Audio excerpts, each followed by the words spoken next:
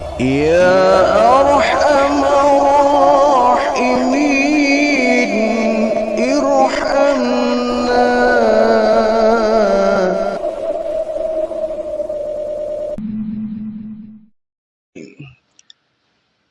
Kita dianjurkan untuk melakukan sholat rawatib ya. Sholat sunnah rawatib itu sholat sunnah yang mengiringi sholat fardu ya.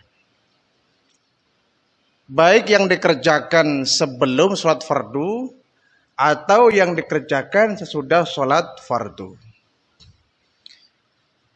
Jadi rawatib ini diantara fungsinya adalah untuk menyempurnakan sholat fardu ya. Subuh kita, zuhur kita, asar kita, maghribnya, isya'nya. Kalau sholat wajib kita banyak cacatnya, banyak kurang bagusnya ya. Sehingga dengan kita melaksanakan sholat sunnah rawatib ini, kita berharap semoganya bisa menyempurnakan sholat yang wajib. Inilah perlunya kita mengerjakan sholat sunnah rawatib. Baik yang namanya qobliyah sebelum atau ba'diyah ya, sesudah sholat wajib. Ada yang hukumnya sunnah mu'akkad, ada yang hukumnya sunnah ghairu mu'akkad. Kalau mu'akkad ini sholat sunnah yang sangat penting dan sangat dianjurkan oleh baginda Rasulullah. Bahkan Rasulullah sering sekali melaksanakan sholat sunnah namanya mu'akkad. Adapun yang ghairu mu'akkad itu sholat sunnah yang kurang begitu dianjurkan. Bahkan Rasulullah termasuk jarang melakukannya. Jadi kalau kita timbang-timbang mu'akkad dan ghairu mu'akkad ya jauh lebih penting mu'akkad. Tetapi kalau mu'akkad dan ghairu mu'akkad dua-duanya kita kerjakan itu sangat lebih bagus ya. Yang mu'akkad misalkan 2 rakaat sebelum subuh mu'akkad, 4 rakaat sebelum zuhur mu'akkad, 4 rakaat setelah zuhur juga mu'akkad, 4 rakaat sebelum asar, nah ini ghairu mu'akkad. 2 rakaat sebelum maghrib ghairu mu'akkad. 2 rakaat setelah maghrib, nah ini mu'akkad. 2 rakaat sebelum isya ghairu mu'akkad. 2 rakaat setelah isya, nah ini yang mu'akkad. Jadi kalau kita mau mengincar antara mu'akkad dengan ghairu mu'akkad ya kita mengincarnya yang mu'akkadnya, yang sangat pentingnya dan Nabi sangat menganjurkan. Tetapi kalau kedua-duanya dikerjakan, yang mu'akkad, yang ghairu mu'akkad semua kita kerjakan, itu lebih bagus. Itu lebih bagus karena lebih menyempurnakan sholat kita. Kalau kedua-duanya kita dibiasakan, 2 rakaat sebelum, 2 rakaat setelahnya, insya Allah ini akan menambal ya, akan menambal, memperbaiki, menyempurnakan sholat wajib kita. Terutama yang kita laksanakan di masjid ya, setelah azan kita melaksanakan qobliyah. Nah, setelah kita melaksanakan sholat wajibnya, kita melaksanakan ba'diyah. Di kedua-duanya harus kita laksanakan, itu lebih bagus. Orang juga kalau makan ya, orang juga kalau makan tuh ada makanan pembuka, ada makanan penutup kan. Ada hidangan pembuka, ada hidangan penutup. Makan juga ada awal akhir, ada muqaddimah, ada akhirah, mengakhiri. Yang muqaddimah misalkan sebelum makan itu minum susu, minum air putih, atau mungkin kita minum jus ya sebagai pembuka atau ngemil ya. Ada juga hidangan yang sifatnya penutup, biasanya buah-buahan, pisang, semangka itu. Jadi kita makan saja ada awal, ada akhir, ada pembukaan, ada penutupan. Masa ketika sholat kita ya tidak ada pembukaan, tidak ada penutupan. Ya walaupun boleh-boleh saja, sah-sah saja. Nah sama yang penting wajibnya Pak, ya enggak apa-apa boleh. Cuma tadi khawatir kalau kemudian sholat yang wajib kita kurang sempurna, diafdolkan, disempurnakan, diutamakan dengan melalui sholat sunnah rawatib ini. Ya. Ada yang sebelum, ada juga yang sesudah. Ya. Nah, kalau subuh jelas ya, rakaat al-fajri khairun minad dunya wa ma fiha. 2 rakaat salat fajar itu lebih baik daripada dunia dan seisinya. Ini berarti salat sunnah sebelum subuh ya. Ada ahli ulama fikih yang mengatakan rakaat al-fajr ini yang dimaksud adalah 2 rakaat sebelum subuh atau qobliyah subuh ya. Khairun lebih baik minat dunia wa ma fiha, lebih baik daripada dunia dan seisinya. Itu berarti luar biasa ya keutamaan dari 2 rakaat sebelum subuh. Dan Nabi sangat menganjurkan sekali. Karena Nabi sallallahu alaihi wasallam yusalli fi baiti qabla dhuhri arba'an. Ini satu zuhurnya ya. Aisyah menceritakan bahwa Nabi biasa melakukan sholat sunnah 4 rakaat di rumahnya. Jadi beliau melakukan qobliyah zuhur 4 rakaat di rumahnya. Tsumma yahruju, kemudian beliau pun keluar rumah. Yusalli bin nasi. Kemudian beliau melaksanakan sholat bersama dengan jamaah yang lainnya. Memimpin sholat berjamaah dengan jamaah yang lain. Tsumma yadkhulu fayusalli rak'ataini. Kemudian beliau pun pulang ke rumah dan melaksanakan sholat sunnah 2 rakaat. Jadi Rasulullah sering membiasakan ya melaksanakan 4 rakaat sebelum zuhur. Dan beliau seringnya di rumah ya. 4 rakaat di rumah. Kemudian 2 rakaatnya ba'diyahnya di rumah juga. Kalau kita ya boleh saja 4 rakaat di masjid. Kalau Nabi kan rumahnya nempel dengan masjid ya. Kalau kita rumahnya jauh dari masjid bagaimana? Sebaiknya kita melaksanakan qobliyahnya ini di masjid ya setelah azan. Nah, masih ada waktu nih ya. Di masjid itu kan seringnya ada jam digital ya. Jedah antara azan dengan iqomah ya. Kalau azan dan iqomah dipasang misalkan 10 menit, ini kan kita leluasa untuk melaksanakan sholat sunnah ya. Tapi kalau kita sampai di masjid, misalkan ya, 1 menit lagi mau iqomah, kita sebaiknya nggak usah, kita terburu-buru ya. Kita kira-kira nih, komatnya masih lama ini ya, kira-kira 5 menit lagi, masih lama ya. 4 menit lagi, masih lama, kita bisa melaksanakan sholat sunnah. Tapi kalau beberapa detik lagi mau iqomah ya jangan, kita nanti malah tidak akan selesai sholat sunnahnya. Dan kalau kita sedang sholat sunnah rawatib kemudian iqomah masih jauh salamnya ya kita mau nggak mau batalkan sholatnya, kita utamakan berjamaah. Jangan terus ya sudah mulai baris untuk sholat wajib kita masih ngejar yang sunnah saja. Kalau memang masih jauh salamnya masih lama ya baru memulai misalkan. Baru memulai sholat sunnah tiba-tiba iqomah kita batalkan. Kita pentingkan yang sholat wajibnya. Itu ya. Jadi Rasulullah itu kata Aisyah sering sekali beliau melaksanakan yusalli fi baiti qabla dhuhri arba'an. Beliau mengerjakan 4 rakaat sebelum zuhur di rumahku. Tsumma yahruju fayusalli bin nas, tsumma yadkhulu fayusalli rak'ataini. Kemudian beliau pun pergi ke masjid, memimpin salat berjamaah dan pulang ke rumah beliau melaksanakan 2 rakaat salat sunnah ya, ba'diyah.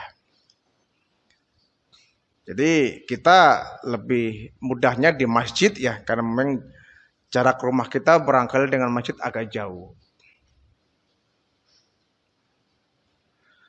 Kemudian kata baginda Rasulullah, man hafadha ala arba'i rak'atin qabla dhuhri, Siapa orang yang menjaga salat sunnah 4 rakaat sebelum zuhur, ya, ada arba'i rakaatin, 4 rakaat ya.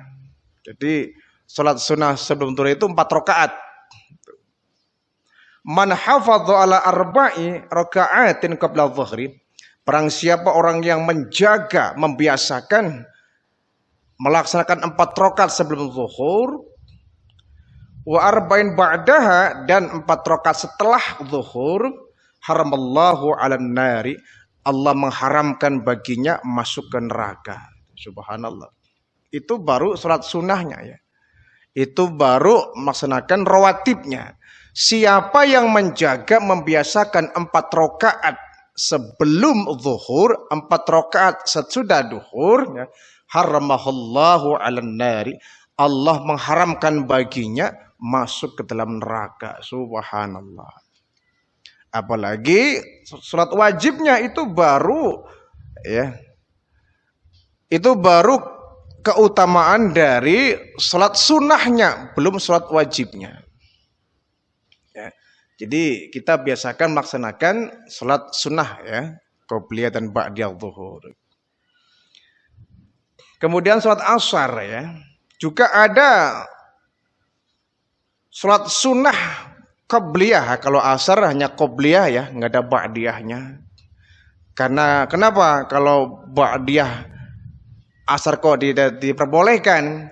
Karena itu khawatir ya, berbarengan dengan terbenamnya matahari. Apalagi kalau orang misalkan melaksanakan sholat asar hampir di akhir waktu menjelang maghrib umpama, maka itu akan berbarengan dengan terbenamnya matahari. Dikhawatirkan kita seperti para penyembah matahari ya, kaum Shinto yang mereka menyembahnya matahari. Maka diharamkan kita melaksanakan sholat sunnah. Kalau bukan tanpa penyebab, kita tidak boleh melaksanakan sholat sunnah setelah asar, kecuali sholat sunnah yang ada penyebabnya. Misalkan sholat jenazah, itu boleh. Di waktu-waktu yang terlarang itu boleh, karena sholatnya ada penyebabnya. Tahiyatul masjid itu termasuk juga sholat sunnah yang ada penyebabnya. Walaupun di waktu yang terlarang kita boleh melaksanakan sholat sunnah yang ada penyebabnya. Tetapi kalau rawatib tidak boleh ya dilaksanakan di waktu yang terlarang, termasuknya setelah sholat asar. Nah, kata baginda Rasulullah, ya, rahimallahu imro'a sholat qabla al-asri arba'an. Semoga Allah memberikan rahmat kepada mereka orang-orang yang melaksanakan sholat sunnah sebelum asar 4 rakaat. Subhanallah ya. Rahimahullah imro'a sholat qabla al-asri arba'an. Semoga Allah memberikan rahmat kepada orang-orang yang melaksanakan sholat sunnah sebelum asar 4 rakaat. Ini doanya baginda Rasulullah ya. Doanya baginda Rasulullah kepada orang-orang yang membiasakan melaksanakan qobliyah asar 4 rakaat. Ini ada rahimallah. Semoga Allah memberikan rahmat, kasih sayang kepada orang-orang yang membiasakan ya, imro'a sholat qabla asri arba'an, yang membiasakan dia melaksanakan sholat sunnah sebelum asar 4 rakaat. Ya. Ini baru sholat sunnahnya, apalagi kalau sampai kita melaksanakan sholat asarnya. Kadang-kadang kita kalau sholat asar itu kan sering terlewat itu, apalagi para pekerja biasanya dia pulang dari kantor jam 2:30 ya. Asar itu kita masih ada di perjalanan. Sampai di rumah kadang-kadang sampai jam 4, melebihi asar. Boro-boro qobliyah ya. Asar pun dikerjakan sudah bagus itu. Kadang-kadang orang itu ya barangkali di jalan itu males sholat, akhirnya begitu pulang dari kantor jam 2:30 belum asar, sampai rumah kalau mungkin jauh jaraknya, sampai rumah hampir maghrib, akhirnya apa? Asarnya lewat. Ini berbahaya ya, jangan sampai kita melewatkan sholat asar. Kita orang munafik gitu.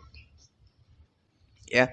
Karena salah satu sholat yang dirasakan berat oleh orang munafik adalah diantaranya sholat asar dan subuh. Karena memang asar ini waktu-waktunya orang di akhir-akhir kesibukan. Ada yang baru selesai ngantor, ada yang masih di perjalanan, ada yang masih baru sampai di rumah, dalam kondisi letih, capek, lelah, pengen mandi, bahkan mungkin ya dia masih harus makan dulu, beberes dulu. Sehingga asar sering terlewati. Dan orang-orang munafik itu paling malas kalau mengerjakan sholat asar itu. Itu kata baginda Rasulullah, rahimallahu imra'a shalla qabla asri arba'an. Semoga Allah memberikan rahmat, kasih sayang kepada orang-orang yang membiasakan melaksanakan 4 rakaat ya. Arba'an 4 rakaat qabla asri, itu sebelum asar. Nah, maghribnya ada 2 rakaat sebelum maghrib, ada rakaat setelah maghrib. Kalau sebelum maghribnya itu hukumnya ghairu muakkad ya, sunnah ghairu muakkad, kurang begitu penting ya, kurang begitu dianjurkan. Yang muakkadnya itu adalah setelah maghribnya, 2 rakaat setelah maghrib. Nah, baginda Rasulullah mengatakan ya, sallu qoblal maghribi ya. Salatlah kamu sebelum maghrib. Ini ada fi'il amar ya. Sallu qoblal maghribi. Salatlah kalian sebelum kalian mengerjakan salat asar. Ya. Qala fis salisati liman syaa. Beliau bersabda yang ketiga kalinya, liman syaa, bagi orang yang mau melaksanakannya. Bagi orang yang mau melaksanakannya, berarti ini stressingnya kurang begitu mendasar ya, karena memang qabla maghrib ini termasuknya adalah ghairu muakkad. Nabi kurang begitu menganjurkan, maka Nabi pun menggunakan sallu qabla maghribi liman syaa. Salatlah kalian sebelum maghrib bagi yang mau melaksanakannya, bagi yang sempat melaksanakannya. Kalau kemudian kita sampai di masjid sudah keburu qomat, ya sudah kita. Yang terpenting kita adalah ba'diyahnya ya. Yang terpenting adalah ba'diyahnya atau setelah maghribnya, itu yang sunnahnya sunnah muakkad. Kemudian isya ya. Isya juga ada 2 rakaat sebelum isya, itu ghairu muakkad, dan 2 rakaat setelah isya, ini muakkadnya ya. Orang terkadang kenapa kemudian muakkadnya ada di depan itu, muakkad ada di depan, karena orang biasanya sampai di masjid, kalau dia berjamaah di masjid ya, itu terkadang orang tuh nggak sempat ya. Datang di masjid sudah komat, sehingga orang kurang terbiasa, bahkan sering nggak sempatnya untuk melaksanakan qobliyah maghrib.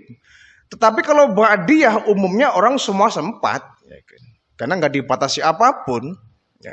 Nggak dibatasi iqomah. Kalau qobliyah itu dibatasi iqomah. Kita nggak bisa seenaknya, kalau waktunya iqomah kita jangan memaksa untuk qobliyahan. Tapi kalau ba'diyah ini kan bebas waktunya, nggak dibatasi. Kita mau wirid dulu sampai selesai 1 jam, kemudian kita ba'diyahan, ya bisa. Atau kita misalkan selesai salam, kita langsung ba'diyahan, ya bisa. Bebas. Makanya kalau ba'diyah ini umumnya orang banyak yang bisa ya. Banyak yang sempat melaksanakan, kecuali memang terburu-buru ya. Dia terburu-buru, dia langsung pulang, ada hajat yang sangat perlu, ada tamu barangkali.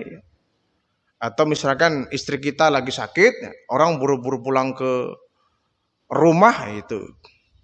Sehingga dia nggak sempat melaksanakan ba'diyahan. Kemudian Isya ya. Salat Isyanya. Jadi Ibnu Umar As-Sabiq beliau menceritakan bahwa sallaitu ma'an Nabi sallallahu alaihi wasallam rak'atani ba'dal Isya. Aku pernah melaksanakan sholat sunnah 2 rakaat ya, setelah Isya ya. Baina kulli adzanaini salatun. Baina kulli adzani salatun. Antara setiap 2 azan. 2 azan dan iqamah ya. Yang dimaksud adalah antara azan dan iqamah. Jadi sallaitu man Nabi sallallahu alaihi wasallam rak'ataini qabla Isya wa ba'da Isya. Kami melaksanakan sholat sunnah 2 rakaat sebelum Isya dan sholat sunnah sudah Isya. Baina kulli adzanna ini, di antara 2 azan.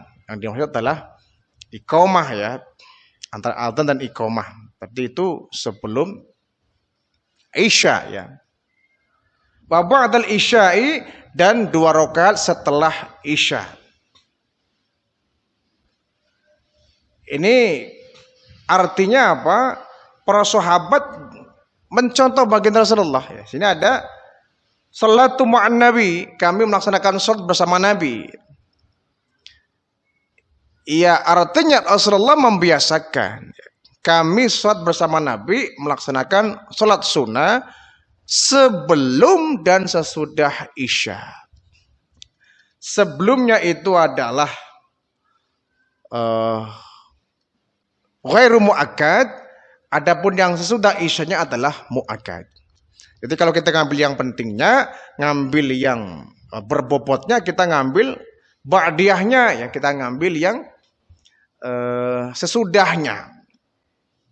Nah, Isya ini juga termasuk salat yang sangat berat ya, termasuk salah satu salat sunnah yang berat bagi orang-orang munafik itu Isya.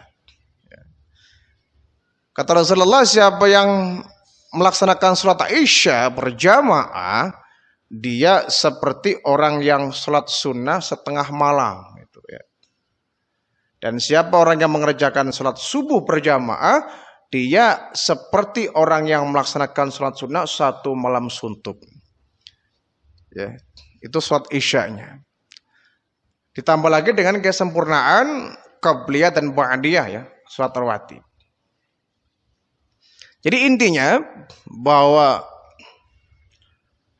sholat rawatib ini penyempurna. Penyempurna dari sholat wajib kita. Ya.